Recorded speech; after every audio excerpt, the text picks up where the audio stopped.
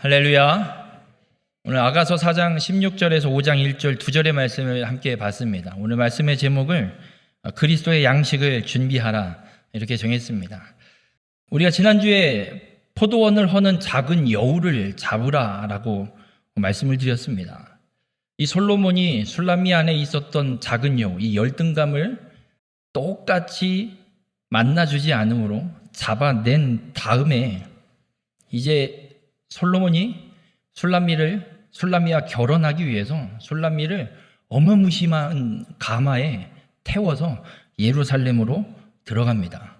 그리고 결혼을 하고 그 첫날 밤 술람미를 향한 솔로몬의 칭찬이 사장에 쭉 기록되고 있고, 그 칭찬을 들은 술람미가 솔로몬에게 내가 이제 당신의 신부로 이렇게 살겠습니다 라고 헌신과 결단을 다짐하는 고백이 4장에 기록되고 있습니다. 그렇게 좋은 날만 있을 것 같았는데 그렇지 않은 날이 5장에 펼쳐지기 시작합니다. 오늘 이 그리스도의 양식을 준비하라는 제목으로 준비한 이 말씀을 통해서 바라기는 여러분의 삶이 작은 여우를 완전히 잡아내시고 주님이 기뻐하시는 그리스도의 양식을 온전히 준비하고 올려드리는 그냥 축복의 삶이 되시길 주님의 이름으로 축원합니다. 솔로몬이 술람미에게 일어나서 함께 가자 청혼을 했습니다.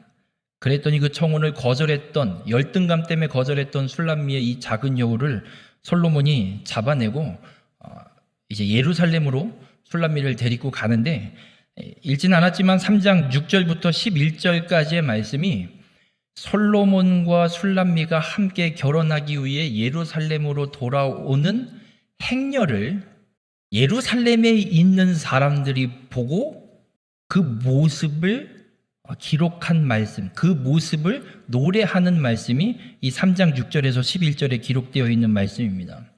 대충 설명드리면 이렇습니다. 어마무시하게 큰 가마, 침상이 들어가고, 여러분 그냥 싱글 침대만 해도 최소 2m에 1m입니다. 그 침대가 들어가서 그만큼 자리를 차지하려면 가마가 최소한 우리 교회 대형 버스 사이즈는 돼야 되지 않을까 싶습니다. 그럼 몇 사람이 매야 될까요? 그 가마를. 수많은 사람이 필요합니다. 그것만이 아니라 호위무사를 60명을 대동할 정도로 엄청난 호위와 엄청난 가마, 행렬에 술람미를 태워서 솔로몬이 결혼하기 위해 이 신부를 태워서 예루살렘으로 들어가고 있습니다. 왕과 결혼하는 왕비가 되는 사람인데 이 정도 대접은 당연하겠죠. 그런데 여쭤보겠습니다. 솔로몬이 지금 몇 번째 결혼인 줄 아십니까? 6장 8절에 왕비가 60명, 후궁이 80명, 시녀는 세지도 않습니다. 왕비와 후궁만 해도 140명. 그것만 따지면 지금 술람미는 141번째. 근데 이렇게 대접한다고요? 귀찮아서 안 할 것 같습니다. 그런데 왜 솔로몬은 이렇게 대접을 할까? 솔로몬이 사랑해서 결혼한 사람은 이 141명 중에 유일하게 술람미 하나입니다. 이 왕비 60명, 후궁 80명은 다 나라와 나라 간의 정략 결혼으로 어쩔 수 없이 팔려온 여자들. 솔로몬을 사랑하지 않습니다. 그냥 나 여기서 편하게 살게만 해줘. 근데 술람미는 솔로몬을 사랑했고 솔로몬도 술람미를 사랑했습니다. 그래서 이 솔로몬이 사랑해서 결혼한 이 유일한 사람이기에 솔로몬이 이 술람미를 예루살렘으로 데려오는 이 가마가 어마무시하게 최고의 가마로 이 술람미를 모셔오고 있습니다. 우리 모든 성도님들, 주님이 우리를 부르실 때가 있습니다. 이것 좀 해주지 않을래? 주님의 부르심이 있을 때 두말하지 말고 순종하시길 주님의 이름으로 축원합니다. 그러면 주님께서 이렇게 술람미처럼 우리를 대우해 주십니다. 주님이 부를 때 무엇인가 이 사명을 좀 감당해 주십시오 이야기할 때 많은 분들이 핑계를 댑니다. 목사님, 제가요 지금 하고 있는 게 있는데요, 요것만 끝나면 끝나고 안 오더라고요. 우리 애가 고3인데 어떻게 대학 가면 아예 떠나더라고요. 여러분, 주님이 보시는 건 우리가 갖고 있는 조건을 보시지 않습니다. 솔로몬이 술람미를 사랑하는 건 조건이 아닙니다. 시골 촌여자의 일만 죽어라 해서 까무잡잡한 피부에 이쁜 것 같진 않습니다. 그런 술람미를 솔로몬이 왜 사랑합니까? 자기를 사랑해 주기 때문에. 솔로몬이 술람미를 사랑하는 이유는 하나입니다. 나를 사랑해 줘서. 주님이 우리를 보실 때도 그거 하나 보십니다. 네가 나를 사랑하느냐. 예수님을 부인했던 베드로를 예수님이 부활하시고 찾아가서 물으세요. 딴 거 안 물어요. 기도하고 있냐? 성경은 읽고 있냐? 내가 너한테 가르쳐준 거 다 기억하고 있냐? 안 묻습니다. 네가 나를 사랑하느냐? 그것만 물으십니다.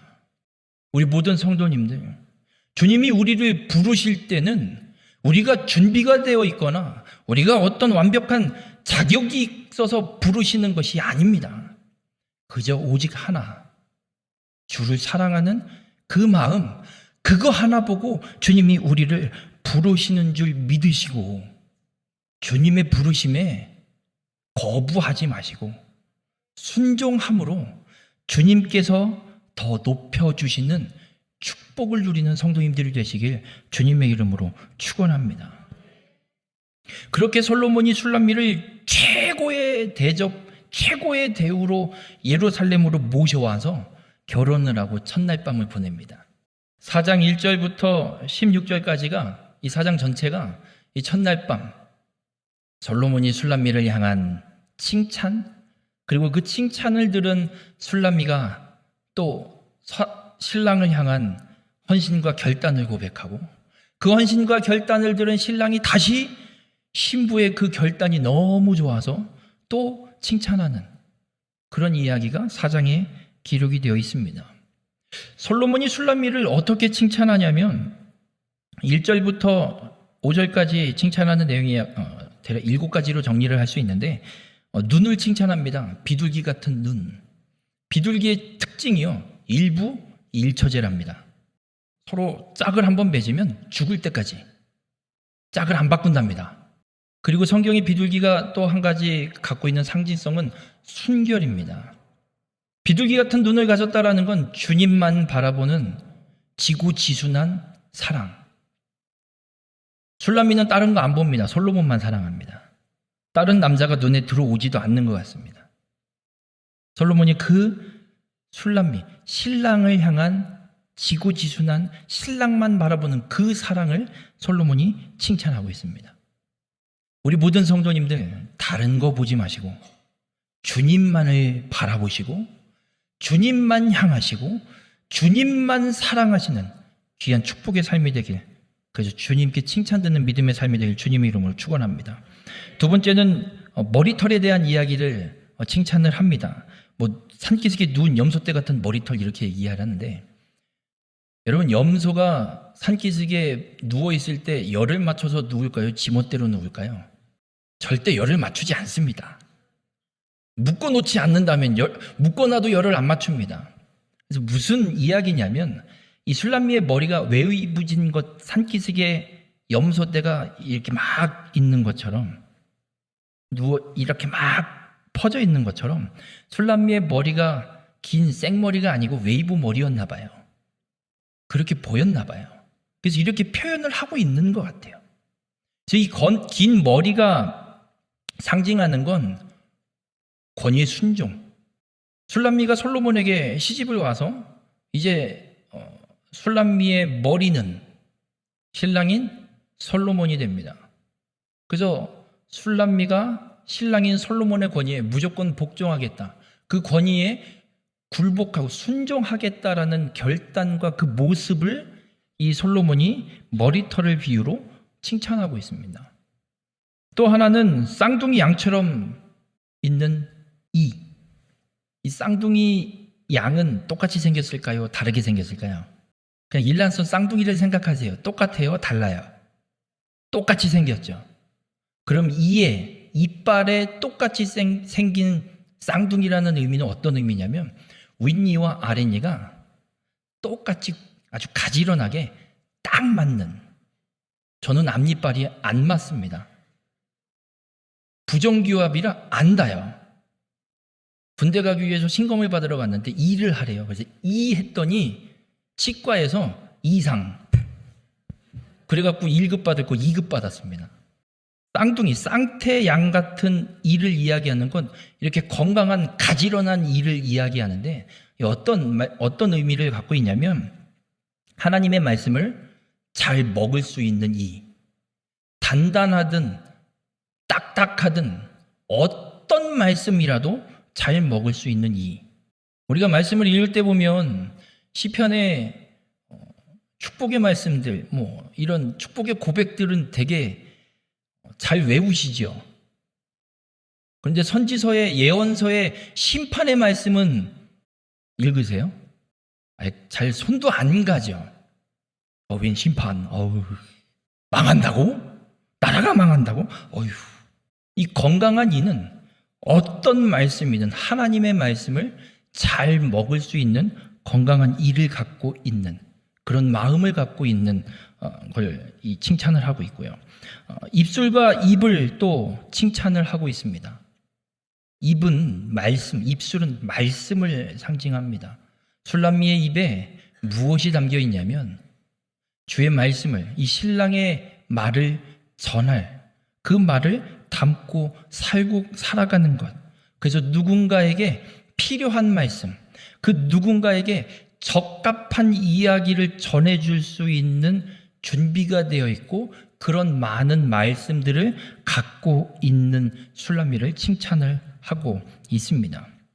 그리고 쪼갠 석류 같은 뺨, 이 뺨은 영광을 상징하기도 하고 어떤 감정을 상징하기도 합니다. 근데 석류를 쪼개면 석류가 어떻게 들어있죠? 하나를 들어있나요? 여러 개 들어있어요? 무지하게 많이 들어있죠. 풍성함을 상징한다고 볼 수 있습니다. 그래서 이 쪼개진 성주 같은 뺨은 술람미가 솔로몬을 향한, 신랑을 향한 그의 풍부한 사랑의 감정, 우리에게 비유를 하자면 그리스도를 향한 사랑의 감정과 마음, 그 사랑, 풍성한 그리스도를 향한 사랑을 칭찬을 하고 있습니다. 그리고 목에는 이 망대를 이야기하면서 방패 달린 목, 이렇게 이야기를 하고 있는데 신랑의 신부로서 순결을 지키려는 굳은 의지를 상징하고 있습니다. 남자 성도님들에게 여쭤볼게요. 결혼을 했는데 결혼한 아내가 자꾸 땀난자 보고 요즘 나오는 젊은 배우들 보면서 와 잘생겼다, 한번 만나서 좀 밥 좀 한번 같이 먹어봤으면, 막 이러면 어떠실 것 같습니까? 몇 년 전에 미스터 트롯 한바탕 난리가 나면서 저도 소식을 들어서 알고 있습니다.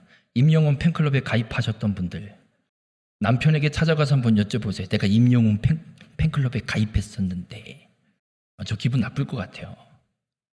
아무리 못생겼어도 내가 남편인데 나를 봐야지. 어디 임영웅은 여기 이 횡성에 누가 있는지도 모르는데 뭘 거기를.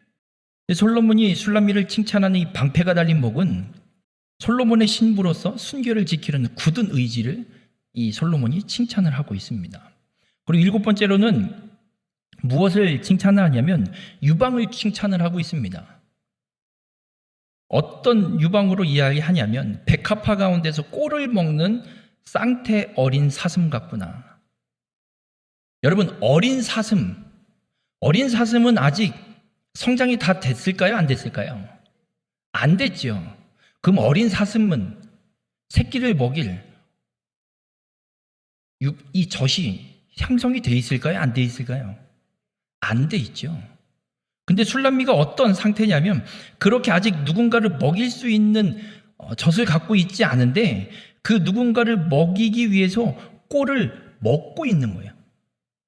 스스로 먹는다는 이 형태의 히브리어 단어를 이 먹는이라는 단어에 사용하고 있습니다. 그러니까 누가 먹이는 게 아니라 스스로가 누군가를 먹이기 위한 젖을 준비하기 위해 열심히 먹고 있다라는 걸 이 솔로몬이 칭찬을 하고 있습니다. 술람미가 이렇게 솔로몬에게 칭찬받는 이 모습이 주님께서 칭찬하는 성도의 모습입니다. 우리가 오늘 말씀에서 집중하기 원하는 주님이 칭찬하는 건 어떤 것이냐면 이빨, 건강한 이, 어떤 말씀도 먹고 소화시킬 수 있는 건강한 이. 우리 모든 성도님들, 주님의 말씀을 골라 듣지 마십시오. 그리고 어린 아이처럼 죽만 드시려고 하지 마십시오. 그리스도의 장성한 분량에 이르도록 성장해야 됩니다. 죽만 먹으면 성장할 수 있을까요? 성장하기가 어렵습니다. 딱딱한 누룽지도 먹어야 되고요. 설익은 밥도 먹어야 되고요. 고기도 씹어 먹어야 되고요. 생선을 먹다 딸려 들어온 작은 가시 같은 것도 그냥 씹어 먹을 수 있을 그런 건강함을 우리는 갖고 있어야 됩니다. 우리 모든 성도님들, 어떤 주님의 말씀이라도 능히 씹어 먹을 수 있는 건강함을 지켜가시길 주님의 이름으로 축원합니다. 또 한 가지는 5절에 기록하고 있는 것처럼 유방을 준비해야 됩니다. 젖을 준비해야 됩니다. 어떤 젖이냐? 누군가를 먹이기 위해서. 내 스스로 먹어서 누군가를 먹일 젖을 준비해야 됩니다. 여러분, 한 가지 여쭤볼게요. 성경 왜 읽으세요? 안 읽으셔서 할 말이 없으신 건가요? 성경을 왜 읽으십니까? 밤에 잠이 안 와서 영의 양식. 술람미는 성경을 읽는 이유는 남을 먹이기 위해서입니다. 주님이 칭찬하는 건 누군가를 먹이기 위해서 말씀을 먹는 자입니다. 왜 누군가를 먹이기 위해서 말씀을 먹어야 하냐면 마태복음 28장 19절과 20절에 예수님이 지상 명령을 하신 게 있습니다. 이 세상 최고의 명령. 너희는 가서 모든 민족을 제자로 삼아 아버지와 아들과 성령의 이름으로 세례를 베풀고 내가 너희에게 분부한 모든 것을 가르쳐 지키게 하라. 우리는 가서 주님이 우리에게 말씀하신 걸 가르쳐 지키게 해야 합니다. 여러분, 가르치려면 내가 알아야 돼요? 몰라야 돼요? 알아야 됩니다. 성경을 읽는 이유는요, 가서 가르치기 위해서입니다. 예배 때 말씀을, 설교를 듣는 이유는요, 그 말씀을 들어 가서 가르치기 위해 듣는 겁니다. 우리 모든 성도님들, 성경을 읽고 설교를 들을 때 읽기 위해서, 듣기 위해서 성경을 읽고 설교를 듣지 마시길 바랍니다. 가서 전하기 위해서, 가서 가르치기 위해서, 남에게 먹이기 위해서 주의 말씀을 먹고 설교를 들어 가르치고 전하고 남을 먹일 수 있는 축복의 삶이 되시길 주님의 이름으로 축원합니다. 이런 칭찬을 들은 술람미가 솔로몬을 향해서 이런 고백을 합니다. 6절에 4장 6절에 이렇게 고백합니다. 날이 저물고 그림자가 사라지기 전에 내가 모략산과 유향의 작은 산으로 가리라. 실제 있는 산은 아닙니다. 실제 있는 산이 아니라면 상징인 거죠. 그럼 유향과 모략이 갖고 있는 상징이 뭘까? 유향은 레위기 2장에 보면 곡식에 가루를 빻아 드리는 소제, 이 소제를 드릴 때 유향을 함께 이 소제 제물과 함께 드리라 말씀합니다. 제사를 드릴 때 사용되는 향품인데 어떤 상징으로 볼 수 있냐면 중보, 기도로 볼 수 있습니다. 그리고 모략은 부패를 방지하는 향품입니다. 그래서 예수님께서 태어났을 때 동방의 박사들이 갖고 온 세계의 선물 중에 하나가 모략입니다. 예수님께 드려진 이 모략 선물이 갖고 있는 상징은 예수 그리스도의 십자가의 죽음과 부활에 대한 상징성을 갖고 있습니다. 그래서 이 모략은 모략산으로 간다라는 건 내 자아를 죽이고 새롭게 거듭나겠다라는 결단입니다. 솔로몬에게 시집온 술람미, 그동안 자기 고향 시골에서 살던 삶의 방식을 다 버리고 이제는 예루살렘의 왕의 부인으로서 마땅히 행해야 할 일들을 다 감당하며 살아가겠다라는 결단입니다. 그리고 그 삶을 살기 위해서 끊임없이 기도로 그 삶을 살아가겠다라는 결단을 술람미가 솔로몬에게 고백하고 있습니다. 우리 모든 성도님들, 술람미의 이 고백이 우리에게도 동일하게 있기를 주님의 이름으로 축원합니다. 예수 그리스도를 믿어 구원받은 자로, 하나님의 자녀로, 그리스도인으로 그리스도의 장성한 분량에 이르도록 성장하는 성숙한 그리스도인으로 살겠노라 결단했다면 오늘 이 술람미의 고백처럼 내 자아를 죽이기 위해 기도의 자리로 주님 더 나아가겠습니다. 결단하고 고백하고 그 삶을 살아가는 귀한 믿음의 삶이 되길 주님의 이름으로 축원합니다. 그런데 문제는 내 자아는 내가 죽일 수가 없는 것 같습니다. 내가 죽인다고 죽지도 않습니다. 어떻게 죽일까요? 예수님의 제자들이 예수님 십자가에 잡히실 때 다 도망갔습니다. 그랬는데 그 사람들이 놀랍게도 사도행전에 넘어오면 목숨도 아끼지 않고 복음을 전합니다. 이유는 하나입니다. 성령이 임하셔서 성령이 충만함을 받아서 이 사람들이 완전히 성품이 변화되었습니다. 그러면 어떻게 성령을 받았느냐? 사도행전 1장 14절에 이렇게 기록합니다. 더불어 마음을 같이하여 오로지 기도에 힘쓰더라.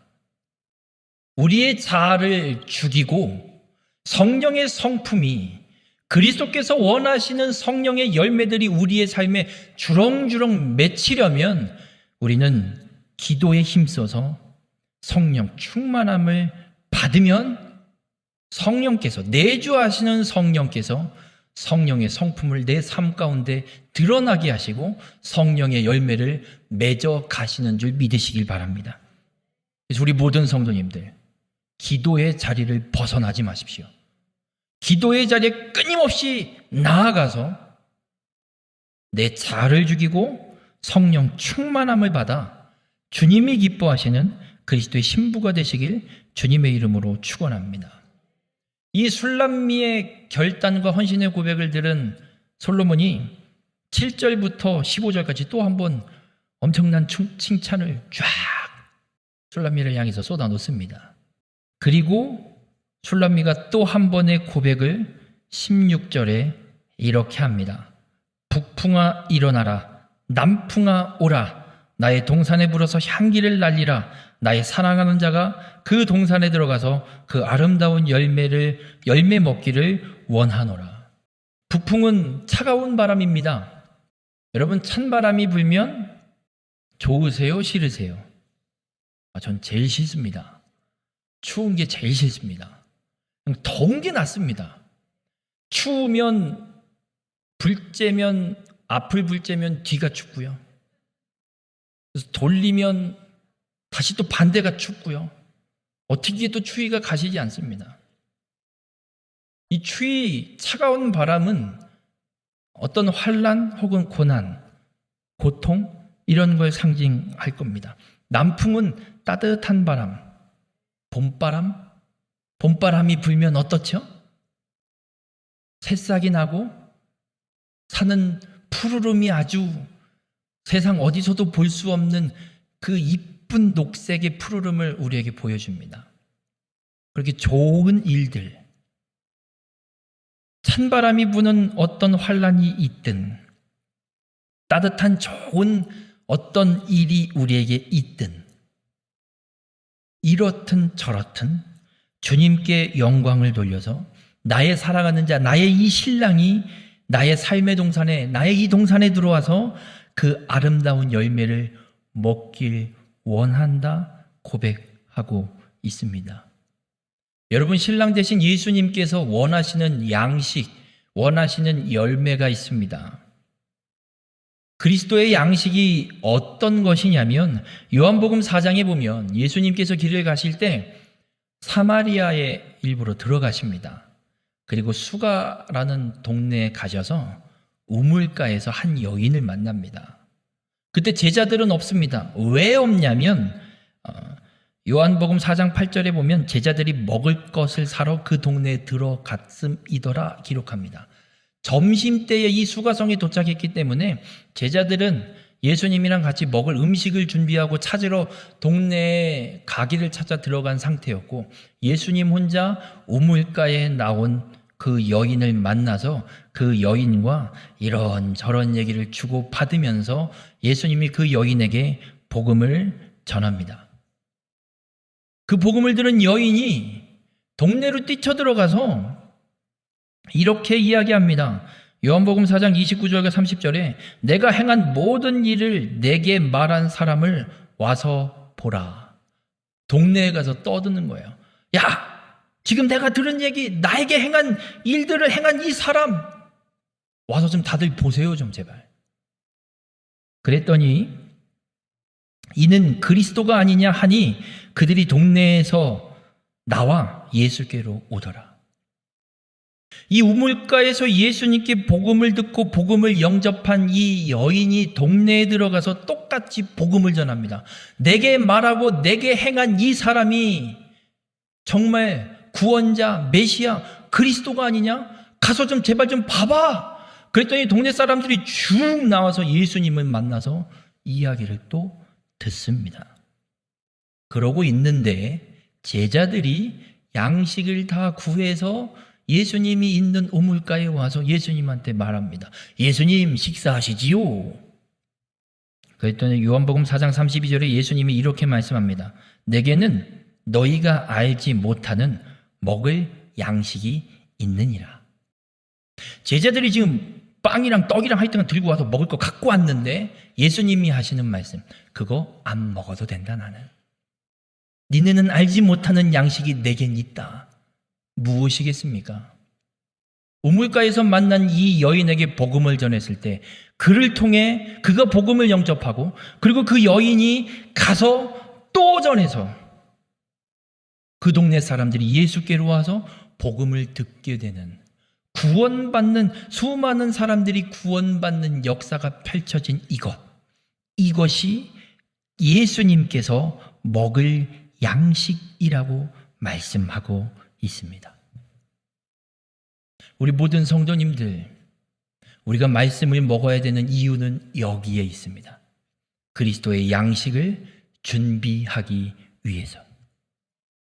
바라기는 우리 모든 성도님들의 삶이 나만 예수 믿어 구원받았다고 천국 가는 걸로 끝나는 삶이 아니라 오늘 예수님께서 바라고 계시는, 주님께서 원하고 계시는 그리스도의 양식을 준비하는 축복의 삶이 되시길 주님의 이름으로 축원합니다.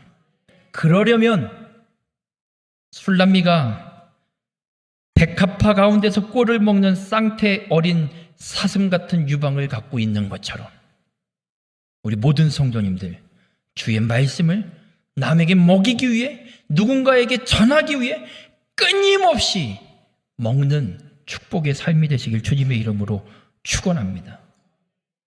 그 말씀을 가서 전하십시오. 담임 목사님의 말씀이 좋으십니까? 좋으면 가서 전하십시오. 그 말씀을 전하십시오. 와, 좋다. 좋은 게 아닙니다. 주님께서 원하시는 열매가 아닙니다. 예배의 설교를 통해 깨달아진 말씀이 있습니까?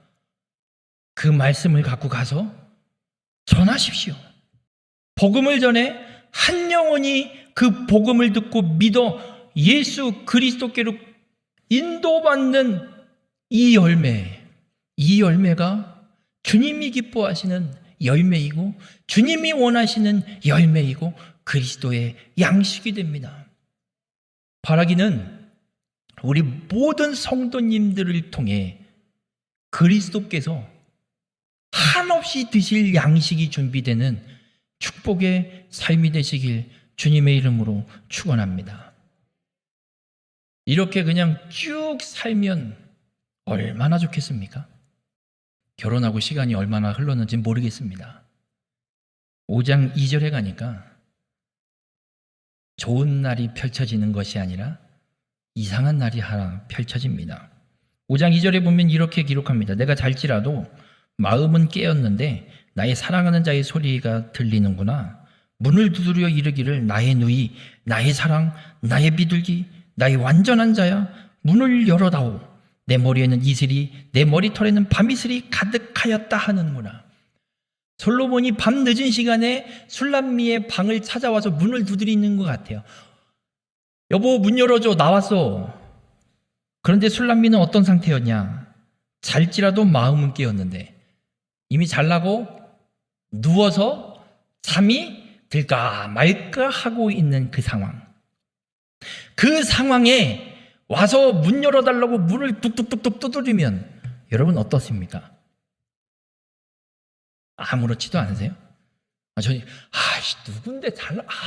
진짜 왜 이 시간에? 술람미도 그랬나 봐요. 막 잠들까 말까 하고 있는데 문을 두드려요. 근데 신랑의 소리예요. 귀찮은데 열어 말어. 열려면 옷도 입어야 되고. 또 왕이잖아요.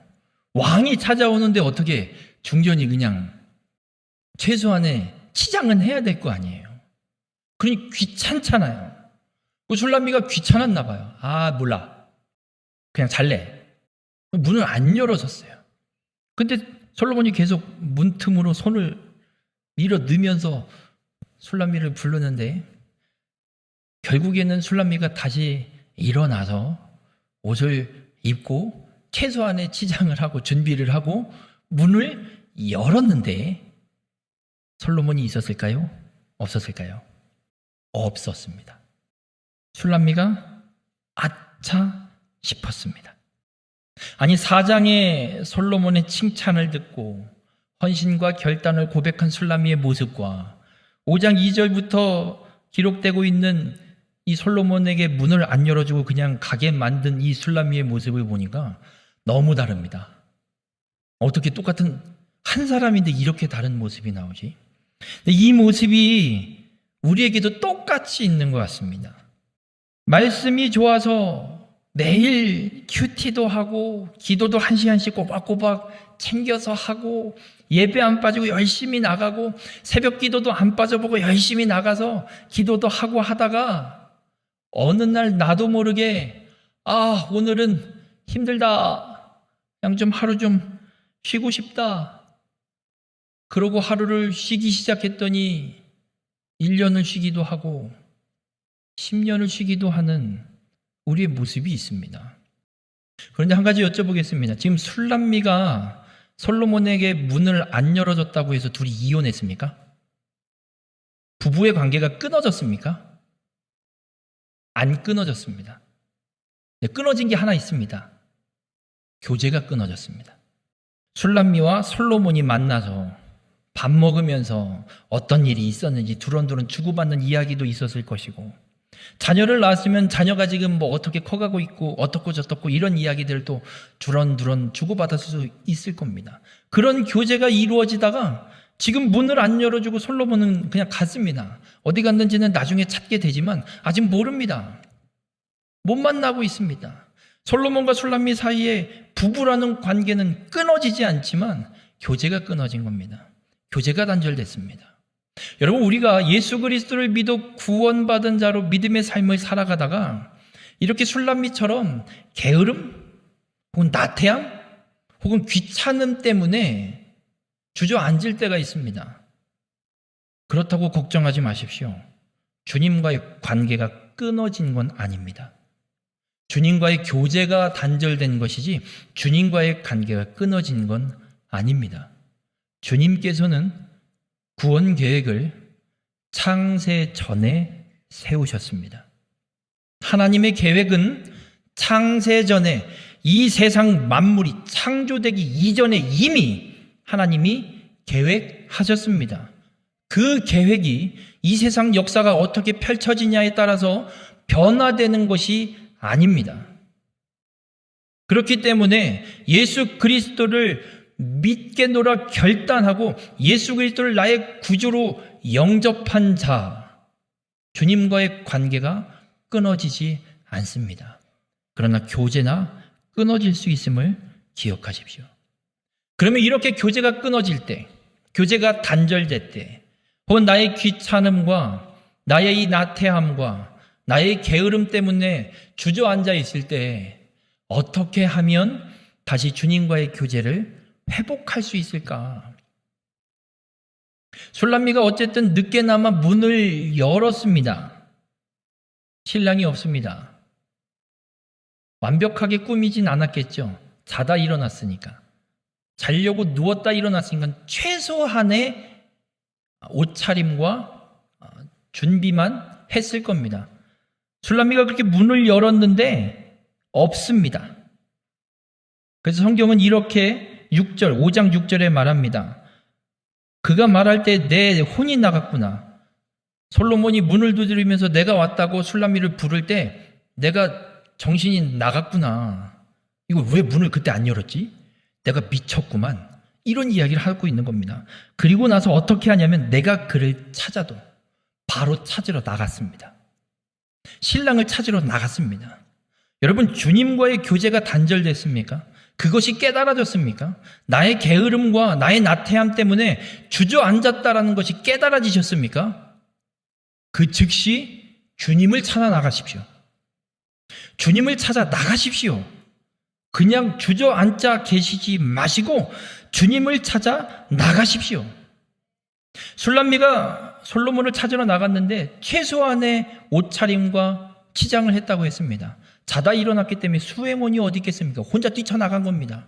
혼자 뛰쳐나가서 솔로몬을 찾아 나가서 막 이 예루살렘 성을 왔다 갔다 찾는데 이 예루살렘 성 안에 밤에 순찰 드는 경비들이 있을 거 아니에요. 그 경비가 보더니 웬 여자 하나가 오밤중에 옷은 제대로 갖춰 입지도 않고 정신없이 뛰쳐다니면서 누구를 찾고 있는 한 여인을 봅니다. 무슨 생각이 들겠습니까? 미친 여자 아니야? 그래서 성경에 이렇게 기록합니다. 7절을 보면 성안을 순찰하는 자들이 나를 만나며 나를 쳐서 상하게 하였고, 그 순찰자들에게 수행원도 없이 혼자 뛰쳐나오고 옷차림도 온전치 않은 이 술람미를 때렸나 봅니다. 잡혔는지 어쨌든 뭔가 통제를 당했는지. 그래도 술람미가 솔로몬을 찾아갑니다. 나의 게으름과 나태함 때문에 내가 주저앉아 있을 때 주님을 깨달아지면 즉시 찾아가십시오. 그렇게 주님을 찾아갈 때 어려운 일들이 일어날 수 있습니다. 순찰자에게 맞은 술람미처럼 맞을 수 있는, 맞는 고난이 있을 수도 있습니다. 겉옷이 뺏기는 아픔이 있을 수도 있습니다. 그럼에도 불구하고 주님을 찾아가십시오. 술람미가 그렇게 맞는데도 불구하고 솔로몬을 찾기 위해서 또 뛰쳐나갑니다. 그래서 찾아갑니다. 그래서 방법을 하나 찾아냈습니다. 8절에 보면 예루살렘 딸들아, 예루살렘에 살고 있는 여자들을 이야기합니다. 그들에게 이렇게 이야기해요. 너희에게 내가 부탁한다. 너희가 내 사랑하는 자, 너희들이 내가 사랑하는 솔로몬을 만나거든 내가 사랑함으로 병이 났다고 하려무나. 술람미가 당신을 너무 사랑해서 그때 못 열어준 것 때문에 상사병 나서 누워있대요 라고 솔로몬을 만나면 전해달라고 이야기합니다. 그랬더니 예루살렘의 여자들이 물어요. 술람미한테. 아니, 네 남편이 뭐가 그렇게 대단하길래 이 오밤중에 그 옷차림에 순찰자들한테까지 얻어맞으면서까지 찾아 돌아다니니 너? 네 신랑이 뭐가 그렇게 대단하니? 라고 묻습니다. 여쭤볼게요. 예루살렘에 살고 있는 여자들이 술람미의 남편을 모를까요? 알까요? 너무 어려운 질문을 드렸나요? 술람미의 남편 솔로몬은 이스라엘의 왕, 예루살렘에 살고 있는 왕입니다. 다시 여쭤볼게요. 예루살렘에 살고 있는 여자들이 술람미의 남편이 누구인지 알까요? 모를까요? 알아요. 아는데도 물어요. 그러면 저 같으면 이렇게 대답할 거예요. 니들이 내 남편이 누군지 모르냐? 이것들이 어디서 시키면 시킨 대로 할 것이지. 어디다 대고 또 물어? 이랬을 것 같아요. 근데 술람미는 이 질문에 10절부터 끝절까지 16절까지 자기 남편 솔로몬을 자랑합니다. 내 남편 솔로몬은 이런 사람이야. 엄청난 자랑을 합니다. 왜 솔로몬을 술람미를 통해 자랑하게 하실까? 여러분, 솔로몬은 예수 그리스도의 모형으로 우리에게 상징되고 있습니다. 그럼 술람미가 솔로몬을 자랑하고 있는 이 내용은 예수 그리스도를 자랑하고 있는 겁니다. 예수 그리스도에 대한 자랑을 쭉 한마디씩만 정리해드리면 머리는 순금입니다. 만왕의 왕 예수 그리스도. 솔로몬도 왕이잖아요. 왕관을 쓰고 있는. 그리고 검은 머리털, 하나님의 말씀에 힘있게 순종하는 그리스도. 비둘기 같은 눈, 신부를 향한, 그리스도의 신부된 성도들만을 향하시는 그리스도. 뺨은 당신을 바라보는 자에게 평안과 안식을 주시는 그리스도. 이게 어떤 의미냐면 민수기 6장 25절과 26절에 이런 말씀이 있습니다. 여호와는 그의 얼굴을 내게 비추사 은혜 베푸시기를 원하며 여호와는 그 얼굴을 내게로 향하여 드사 평강 주시기를 원하노라. 주님의 얼굴, 주님의 뺨, 그 주님의 뺨, 주님의 얼굴을 우리에게 비추셔서 은혜를 베푸시는 분임을 우리에게 말씀하고 있습니다. 술람미는 솔로몬의 뺨을 자랑하면서 우리를 향한 그리스도의 은혜와 평강 주시길 원하시는 그리스도를 자랑하고 있습니다. 입술은 우리의 타락을 막는, 우리에게 참된 생명의 길을 걸어가도록 우리에게 말씀을 주시는 그리스도. 손은 성도의 높임과 낮아짐을 결정하는 이 인장 반지를 끼고 있는 손. 여러분, 왕의 반지입니다. 요셉이 애굽의 총리가 됐을 때 바로 왕이 그 자리에서 자신의 인장 반지를 요셉에게 끼워줍니다. 모든 결재권이 누구에게 넘어간 거예요? 요셉에게 넘어간 겁니다. 여러분, 한 사람, 이 세상의 성도들의 높아짐과 낮아짐은 누가 결정하신 줄 아십니까? 인간이 결정하는 게 아닙니다. 내가 높인다고 높아지는 것도 아니고요. 내가 낮춘다고 낮아지는 것도 아닙니다. 하나님이 높이시고 하나님이 낮추십니다. 주님께서 높이시고 주님께서 낮추십니다. 그 그리스도를 우리에게 말씀하고 있습니다. 이 몸에 대한 비유를 14절에 말씀하고 있는데, 이 몸으로 번역되어 있는 이 단어는 단순히 몸이 아니라 내부 기관, 이 허리부터 목 사이에 이 몸 속에 들어있는 내부 기관들을 뜻하는 단어를 사용하고 있습니다. 그럼 이게 어떤 의미냐? 거룩하신 그리스도, 성결하고 청결하시고 거룩하신 그리스도를 우리에게 말씀하고 있습니다. 그리고 다리에 대한 비유를 15절에서 말씀하고 있는데, 이 말씀은 어떤 의미를 갖고 있냐면, 예수님이 이 땅에 오신 이유는 십자가에 죽으시고 부활하심으로 하나님의 이 구속 계획을 완전히 성취하는 데 있습니다. 그래서 예수님은 이 땅에 오시기 전부터 이 길을 걸어가기 위해 쉬지 않고 십자가를 향한 걸음을 걸어가십니다. 이 땅에 태어나서 십자가에 죽기까지 예수님이 걸어가시는 그 모든 행적의 발걸음은 이 십자가의 죽음을 위해, 구속을 성취하기 위해 한치의 흐트럼도 없이 그 길을 걸어가십니다. 이 다리에 대한 표현, 비유와 상징의 이 표현들이 바로 십자가를 통해 구속을 성취하시는 이 예수 그리스도의 견고한 걸음걸이를 우리에게 말씀해주고 있습니다.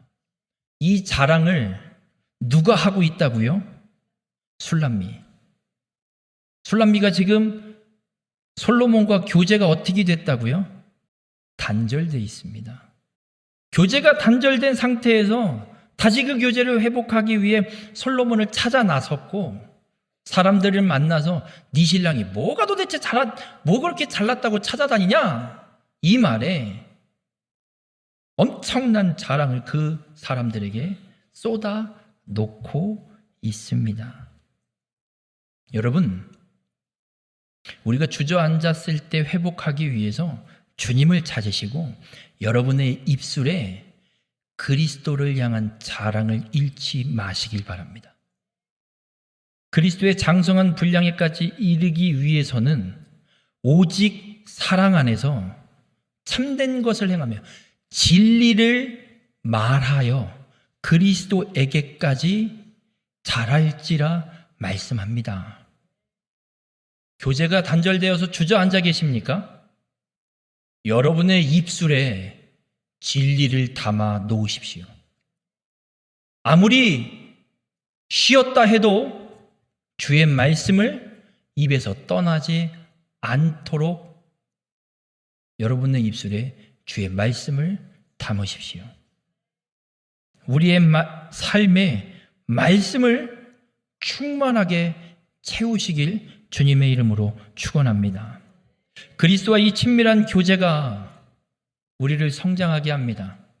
그리스도 안에서 진리를 말함으로 주님과의 교제를 다시 회복하고 그 친밀한 교제를 다시 이루어가는 것이 우리를 성장하게 합니다. 그리스도와 친밀한 교제를 이어가고 유지하려면 다른 방법이 없습니다. 우리 안에 주의 말씀이 충만해야 합니다. 드라마를 버리시고 말씀을 담으십시오. 유튜브를 버리시고 말씀을 담으십시오. 세상의 뒷담화거리를 버리시고 말씀을 담으시길 주님의 이름으로 축원합니다. 기록되어 있는 주님의 이 말씀을 매일매일 읽음으로 또 예배를 통해 선포되어지는 말씀을 들음으로 또 내 안에 주님께서 깨닫게 하시는 그 말씀이 충만해져서 주님과 친밀한 교제를 이루어가는 우리 모든 성도님들이 되시길 주님의 이름으로 축원합니다. 그것으로 멈추지 마시고 말씀이 충만해져서 나보다 어린 성도에게 이제 믿기 시작하려는 그 한 영혼에게, 어린 영혼에게 말씀을 먹이는 자가 되셔서 그리스도의 양식을 준비하는 성숙한 그리스도의 신부가 되시길 주님의 이름으로 축원합니다.